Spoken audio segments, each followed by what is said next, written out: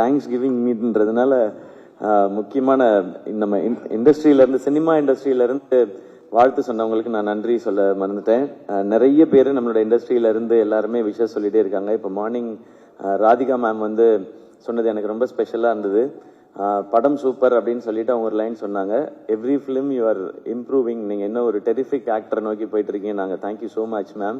And இந்த படம் ரிலீஸ்க்கு முதல் நாள் பார்த்துட்டு பத்மஸ்ரீ உலகநாயகன் கமலஹாசன் சார் வந்து படத்தை அப்ரிஷியேட் பண்ணாங்க. அப்போ படம் முடிஞ்ச உடனே கூட்டிகிட்டு போய் டீம்கிட்ட எல்லார்ட்டையும் சொல்லிடுங்க, இது ஒரு பயங்கரமாக இருந்துச்சு, பிரமாதமாக பண்ணிட்டீங்கன்னு. நாங்கள் கமல் சார்கிட்டருந்து அதை வாங்குறது ரொம்ப ரொம்ப கஷ்டம்.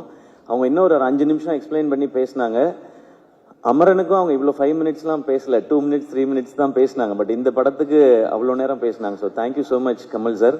அண்ட் நேற்று காலையில் சூப்பர் ஸ்டார் என்னுடைய தலைவர் ரஜினிகாந்த் சார் கால் பண்ணாங்க. கால் பண்ணிட்டு சிவகார்த்திகேயன், ஐயோ சார் எனக்கு சார் வாய்ஸ் வந்துடுது, இப்போ அப்படி சொல்லக்கூடாது நம்ம.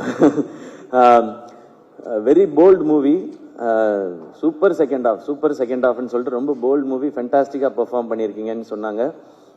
இந்த மாதிரி இண்டஸ்ட்ரியிலேருந்து நிறைய ஃபோன் கால்ஸ் விஷஸ் வந்துட்டே இருக்கு. அவங்க எல்லாருக்கும் ரொம்ப ரொம்ப பெரிய நன்றி.